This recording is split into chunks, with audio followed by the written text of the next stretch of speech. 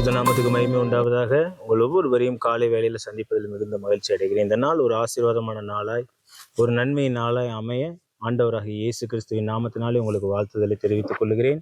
இன்றைக்கு நாம வாசிக்க இருக்கிற வசன பகுதி எரேமியா 33வது அதிகாரம் 3வது வசனம். என்னை நோக்கி கூப்பிடு, அப்பொழுது நான் உனக்கு உத்தரவு கொடுத்து, நீ அறியாததும் உனக்கு எட்டாததுமான பெரிய காரியங்களை உனக்கு அறிவிப்பேன்.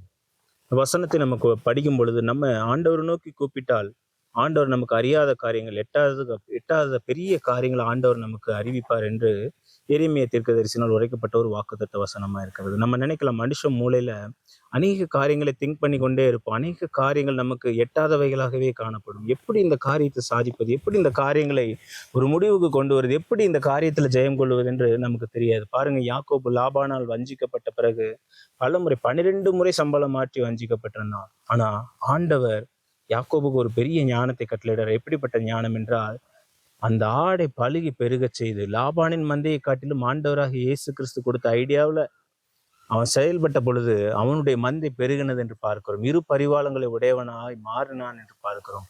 இப்படி ஆண்டவர் என்ன பண்ணுவார்? அறியாததும் எட்டாததுமான பெரிய காரியங்களை செய்ய வல்லமையுள்ள தேவராக இருக்கிறார்.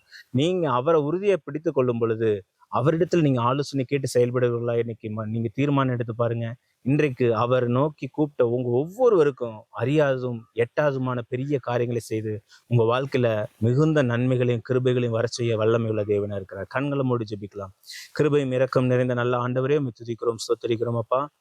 அப்பா, என்னை நோக்கி கூப்பிடு, அப்பொழுது நான் உனக்கு அறியாதும் எட்டாவதுமான பெரிய காரியங்களை உனக்கு அறிவிப்பேன் என்று சொன்னீங்களே சுவாமி. நாங்கள் அறியாது, எங்களுக்கு எட்டாவதுமான பெரிய காரியங்கள் அப்பா எங்கள் வாழ்க்கையில உண்டு. அப்படிப்பட்ட ஞானமுள்ள காரியங்களை தேவநாயகத்தில் எங்களுக்கு அறிவித்து எல்லா காரியங்களும் ஜெயமாய் முடியும்படியாய், நேர்த்தியாய் முடியும்படியாய், வெற்றியாய் முடியும்படியாய், லாபகரமாய் முடியும்படியாய் எங்களையும் எங்கள் தொழில்களையும் நாங்கள் செய்கிற வேலைகளையும் ஆசீர்வதித்து தரும்படி ஜெபிக்கிறோம் சுவாமி. மற்றவர்களை காட்டிலும் எங்கள் காரியங்கள் ஒரு வித்தியாசமான அமைந்து அநேகருக்கு முன்பாக ஆசீர்வாதமான ஒரு காரியமாய் அமைய இந்த நாள் ஆசீர்வதித்து தாரும். இயேசுவின் மூலம் ஜெபிக்கிறோம் நல்ல பிதாவே. ஆமென். ஆமென். God bless you. God bless you.